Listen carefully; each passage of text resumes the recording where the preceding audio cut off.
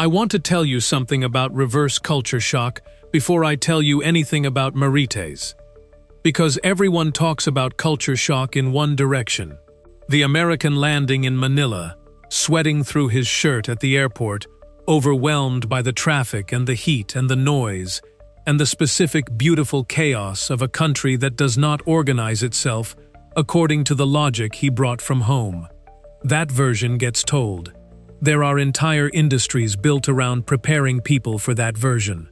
Books and forums and YouTube channels and Facebook groups with thousands of members, all dedicated to helping the Western man understand the place he is going to. Nobody talks about the other direction. Nobody prepares the Filipino woman for Ohio.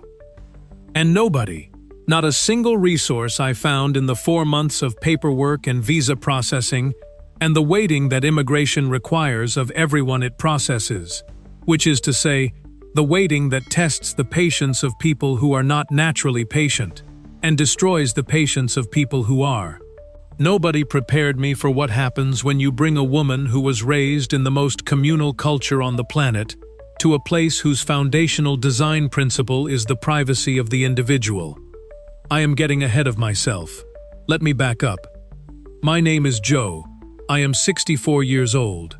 I spent 11 years as a contractor in Columbus, Ohio, and before that 22 years as a facilities manager for a hospital system in the same city, and before that 4 years in the Army that shaped the way I think about logistics and preparation, and the specific folly of assuming that a plan survives contact with reality unchanged.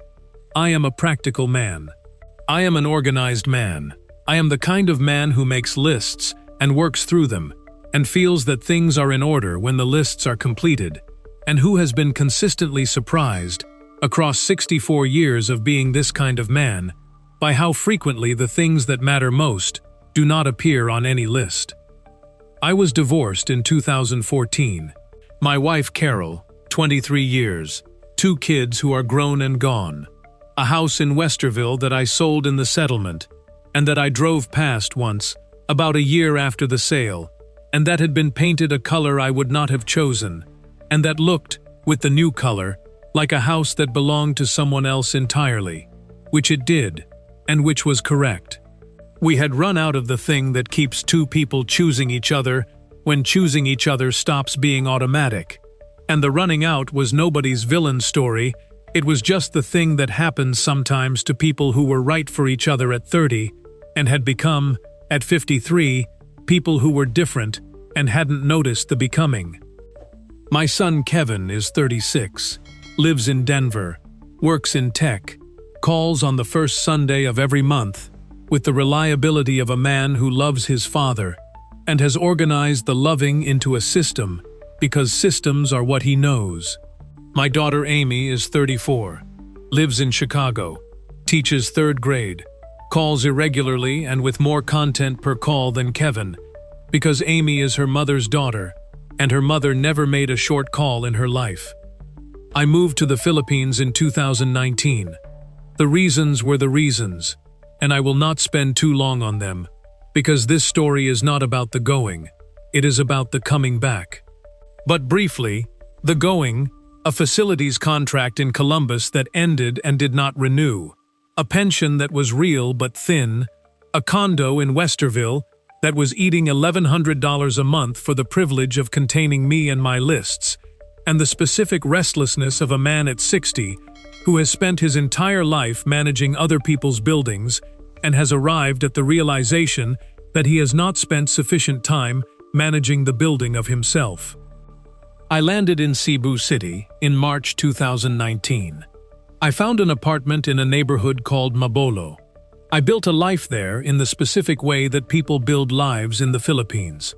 Slowly and with help they did not ask for from people who offered it before they understood they needed it. And in the 2nd year of that life, at a birthday party for a neighbor that I had not planned to attend and that I went to because the neighbor, a woman named Aling Belen, had asked me 3 times and I had run out of reasons that were honest, I met Marites. Marites was 47.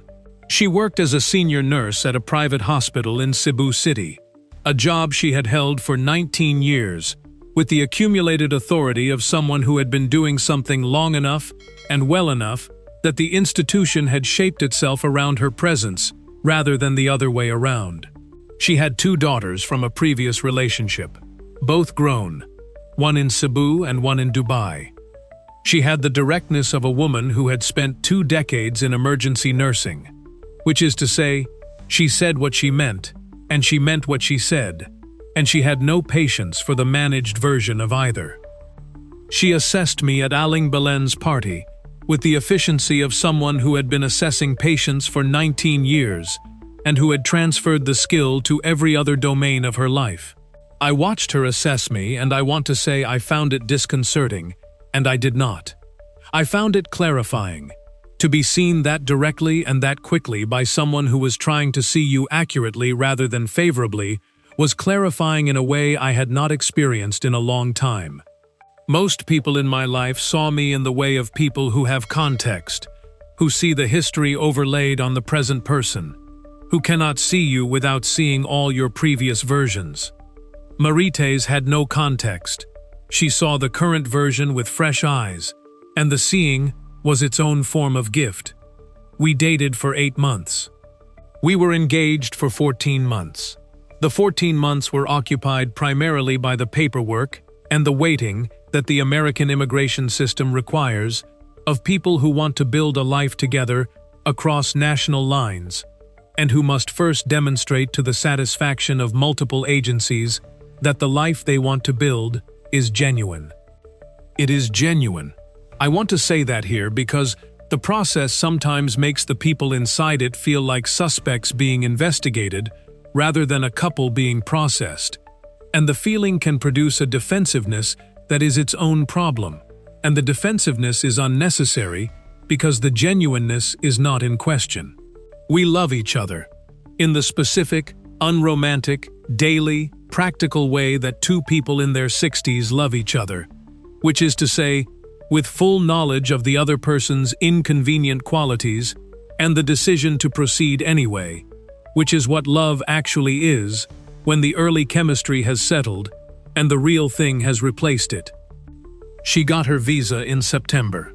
We married in October, a small ceremony in Cebu with her family and 2 of my friends who flew over because they wanted to see the Philippines, and the wedding was the occasion they needed to book the flight. We flew to Columbus in November. This is where the story begins. November in Columbus, Ohio, is not the month you choose to introduce someone who has spent her entire life near the equator to the American Midwest. I want to acknowledge that up front, because the month was my choice, and the choice was dictated by the visa timeline, and the visa timeline does not negotiate with the weather patterns of Central Ohio. But I want to name the month, because the month is part of what happened. November in Columbus is gray. It is the specific flat gray of a mid-sized Midwestern city that has committed to winter without committing to the drama of a proper winter. No significant snow yet, just the removal of color from everything. The trees bare, the sky the color of old concrete, the light arriving later every morning and leaving earlier every afternoon, as if it has somewhere more important to be. It is not the worst time of year in Columbus. It is the time of year that people who have spent their whole lives in Columbus no longer notice, because it is just what November is, just the thing the year does before December. Marites noticed. I want to tell you what the first morning looked like, because the first morning is the place where the unexpected thing began. Though I did not understand it as unexpected yet, I understood it as something else, as something that required managing, which was my first error. She was awake before me.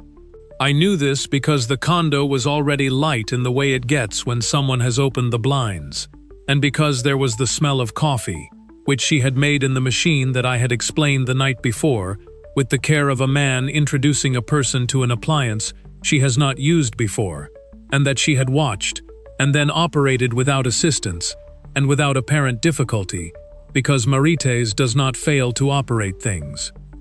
I found her at the window. She was standing at the living room window in her robe, both hands around her coffee cup, looking out at the parking lot and the row of bare trees along the far edge of it, and the gray sky doing its November thing above everything. She was completely still, in the way she was still when she was thinking, rather than resting, the stillness of engagement rather than peace. I said, "Good morning." She said, "Joe, where are the people?" I looked at the parking lot.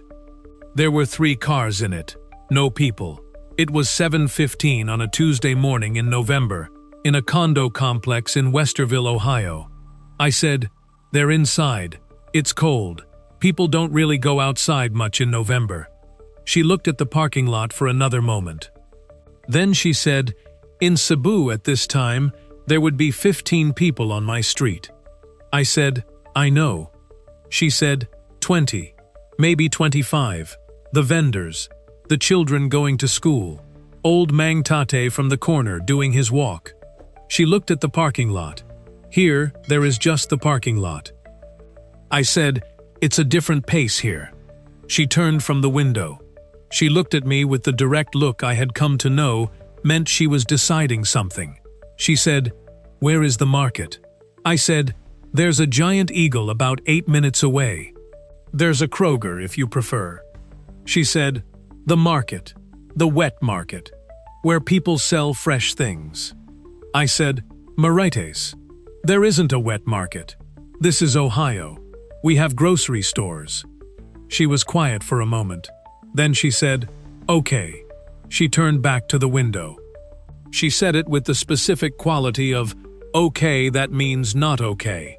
Not because she was being dishonest, but because it was okay in the only sense available, which was the sense of a reality accepted rather than a preference satisfied. That was day 1. That was the first morning. Day 3 was the neighbor. The condo complex had 32 units. I had lived in it for 6 months, before leaving for the Philippines in 2019, and in those 6 months, I had learned the names of 2 of my neighbors, a retired couple, directly below me, named the Hendersons, who I knew because they had knocked once about a noise issue, and who I had spoken to perhaps 4 times total, and a man named Gary on the same floor, whose last name I had never learned, and who I identified by his car, a blue Subaru, and who I nodded at in the hallway with the nodding that American apartment neighbors perform as an acknowledgement of shared space that does not commit either party to further acknowledgement. This is how American apartments work. This is not remarkable. This is the understood architecture of American residential life, the careful, mutual, politely maintained distance that we have decided is a form of respect, and that is, in many ways, a form of respect, and that is also, in ways that are harder to name, a form of loneliness, so pervasive and so accepted that we have stopped recognizing it as loneliness at all. Marites did not accept this architecture. On day 3, she knocked on the Hendersons' door. I want to tell you how I found out about this, because I was not home when it happened, and the finding out was its own education. I was at the hardware store, buying things we needed for the condo, the practical errands of setting up a shared domestic life. And I came home to find Marites sitting at our kitchen table with a woman I did not recognize, who was holding a cup of coffee that had come from our coffee machine, and who was in the middle of a sentence. Marites looked up when I came in. She said, "Joe, this is Dorothy Henderson. She lives below us." Dorothy Henderson was perhaps 70. She had gray hair cut short, and the expression of someone who has been surprised by something and is still in the process of deciding how to feel about the surprise. She looked at me with the slightly dazed expression of a woman who had gone from living below a stranger to sitting in his kitchen, drinking his coffee, in a way she had not fully traced the steps of, and was not sure she could trace if asked. I said, "Mrs. Henderson, nice to meet you." She said, "Your wife knocked on my door this morning." She said it with the tone of someone reporting an incident. I said, "I see." She said, She brought me something. She gestured at the table. On the table was a plate that had, until recently, contained whatever Marites had made that morning, of which 3 pieces remained. She made it herself. It's some kind of rice cake. I looked at Marites. Marites was watching Dorothy Henderson with the attentive expression of a nurse monitoring a patient's response to something. Dorothy Henderson picked up one of the remaining pieces and ate it. She chewed. She said, "It's very good." Marites said, "Puto, my grandmother's recipe. Not difficult if you have the right rice flour. Joe bought me the right rice flour yesterday." Dorothy Henderson said, "Your grandmother's recipe." She said it in the way of someone receiving information that is reorganizing something. Marites said, "She made it every Sunday when I was small. I am making it here because Sunday food should be the same everywhere. It makes the place feel like yours." Dorothy Henderson looked at the plate, then at Marites, then at me, then back at Marites. She said, "I haven't had a neighbor knock on my door since I moved in 2017. Marites said, "Nobody knocked?" Dorothy Henderson said, "People here don't really—" Marites waited. Dorothy Henderson finished the sentence differently than she started it.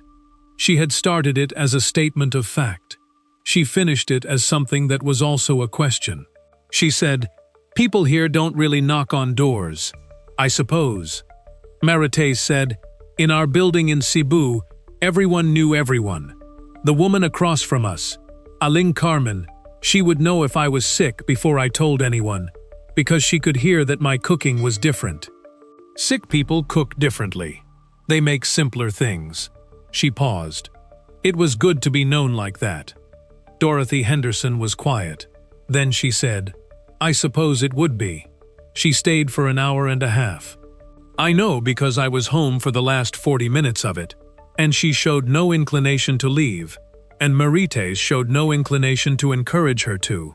And they were talking about Dorothy Henderson's late husband when I arrived, and about her daughter in Phoenix, who called every other Sunday, and about the specific quality of a Westerville November that Dorothy Henderson had stopped noticing, and that Marites was noticing for the first time, and finding both difficult and interesting.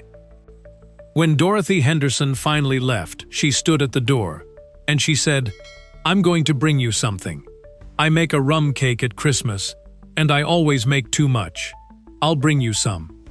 Merit said, "I will teach you to make puto if you want." Dorothy Henderson looked at her. She said, "I think I would like that." She left. I looked at Marites. I said, "You knocked on a stranger's door." She said, "She is not a stranger. She lives below us." I said, "That is the definition of a stranger in American apartments." She looked at me with the look she used when she was hearing something she was deciding not to accept. She said, "Joe, I will not live below a stranger for 1 year, not for 6 months. I will know my neighbors. That is not something I am able to not do."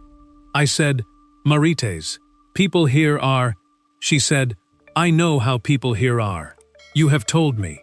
But how people are is not the same as how people must be." Dorothy Henderson was happy to have coffee. She was happy that someone knocked. She had just decided nobody would. I did not have an answer to that. I made a note to reconsider which of us understood American apartment dwellers better. Day 5 was the grocery store. The Giant Eagle was 8 minutes away. We went together on day 5, because Marites had made a list, and the list required a person who knew the store, and the store was not a wet market, and required navigation. I want to tell you what happened in the produce section, because the produce section is where I understood for the first time what I was watching, which was not culture shock.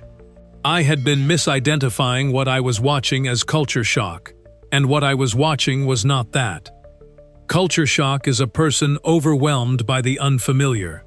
What I was watching was a person actively and systematically applying everything she knew to a new environment. They are not the same thing. She walked into the produce section, and she stood for a moment, and she looked at it the way she looked at a new ward at the hospital, which was to say, she did an assessment. She was assessing. She walked the perimeter first, which is what she told me later she did in a new supermarket. You walked the perimeter before you went inside, because the perimeter gave you the structure, and the structure told you where things were before you needed them, and needing something before you knew where it was inefficient. She stopped at the tomatoes. She picked one up. She pressed it. She smelled it. She put it back. She picked up another one and pressed it and smelled it and put it in the bag. The woman stocking the adjacent shelf was watching her. She said, "Those come from Florida." Marites said, without looking up from the tomatoes, "How long ago?" The woman said, "I'm not sure. A few days?" Marites said, "Do you have any that came today?" The woman said, "These are what we have." Marites said, "Okay." In Cebu, the tomatoes at the market came from the farm that morning.